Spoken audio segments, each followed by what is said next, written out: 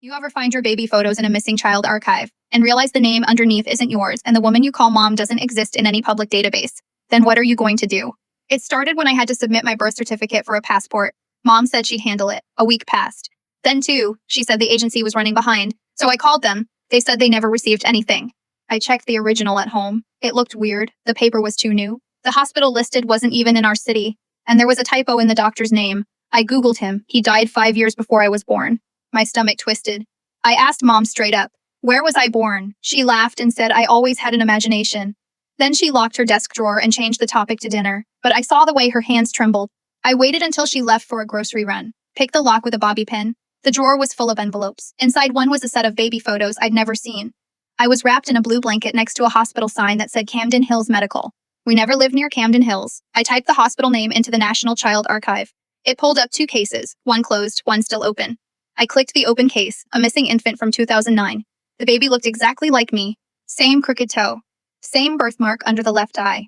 Same red bracelet with a partial name. LM3, but the name on the file wasn't mine. It said Elowen May Carter. And under the parent section, only one name was listed. Her name wasn't my mom's. In fact, the woman I called mom for 17 years didn't appear in any legal file, address registry, or public ID system. I didn't just have a fake birth certificate. I had a fake life. I wasn't adopted. I was removed, disconnected, reformatted. And for some reason, someone wanted me to never ask why.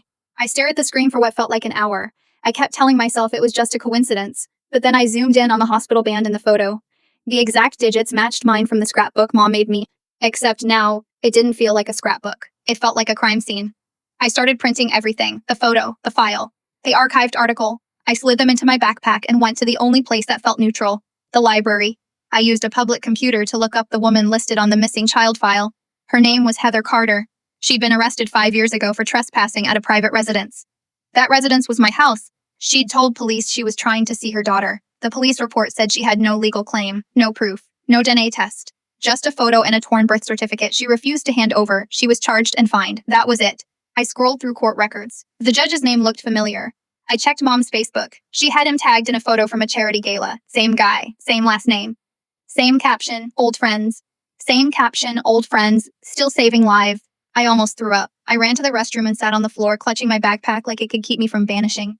Because that's what it felt like I was dissolving, like my own name had an expiration date I wasn't told about. That night, I didn't eat dinner. I told Mom I had cramps. She smiled gently and said, "You always get sensitive this time of year." I never noticed it was near the date listed on Elowen's missing poster, September 12th, so I waited until she fell asleep, tiptoed into the garage, found the box labeled taxes, and under that, an envelope stamped with red ink, undeliverable, no guardian of record found.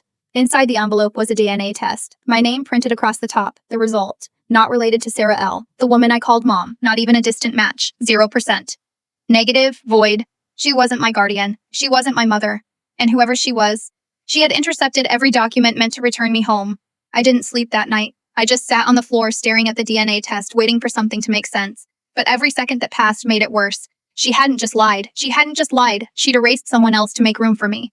In the morning, I acted normal. I helped with dishes. I asked about school stuff. She smiled like nothing had changed. Like we weren't living inside a lie so deep I couldn't tell if my memories were real or implanted. I skipped school and went back to the library. This time I searched for Heather Carter's arrest record. Buried in the case file was something I missed before. An officer's note. Subject insists child was registered under false identity. Claimed to have filed missing persons report in Maine 2010. Maine. We'd never lived in Maine. Or at least I didn't think we had. But when I checked the missing persons registry for that year in state, I found the original report.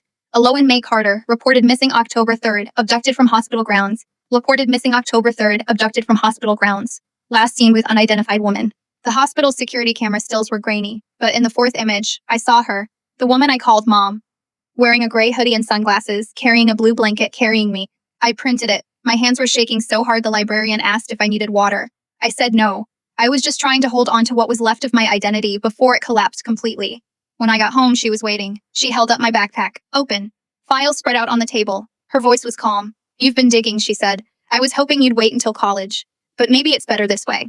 I asked her what she meant. She didn't answer. She just walked to the hallway closet, opened a locked metal box, and took out a key card labeled Level B. She said, "If you really want to know who you are, I'll show you. But once we go there, there's no coming back. You'll have to let go of the version of you that never existed."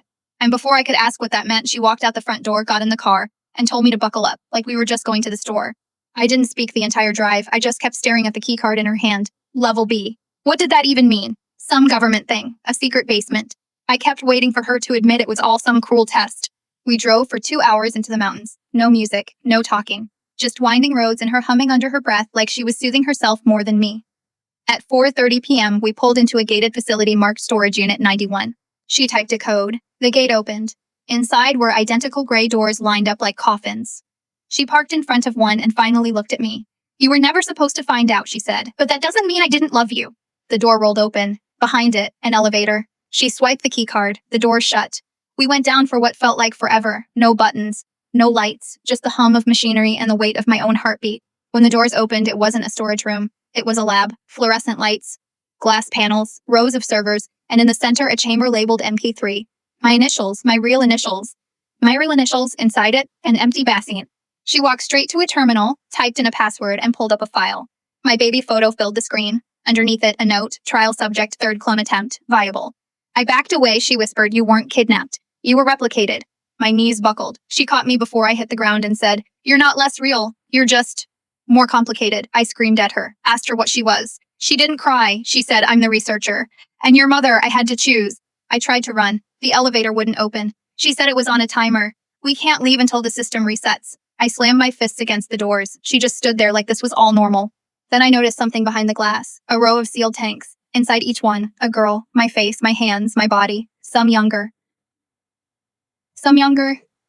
some older. One of them opened her eyes and looked straight at me. And suddenly I wasn't sure I was the original. I wasn't even sure I was the only one awake. I pressed my hand against the glass. The girl inside blinked once, then again. Same birthmark. Same scar on the left eyebrow. I mouthed the word who. She mirrored it. Not like she didn't know, like she was asking me to. I turned to the woman beside me. I couldn't call her mom anymore. I asked her how many there were. She said only 3 lived past age 15. I asked how many failed. She didn't answer. She told me the original Eloise May Carter died as a baby. Crib death. She was grieving. She was a geneticist.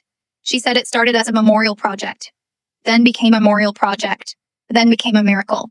The girls weren't accidents. We were iterations, attempts. She picked me because I smiled in my sleep. That was her reason. That was her logic. That was her logic. That was her love. I sat down on the cold floor. My legs wouldn't hold me anymore. I asked her if the others knew. She said no. They were still dreaming, still resetting. I was the only one who broke through. She handed me a folder.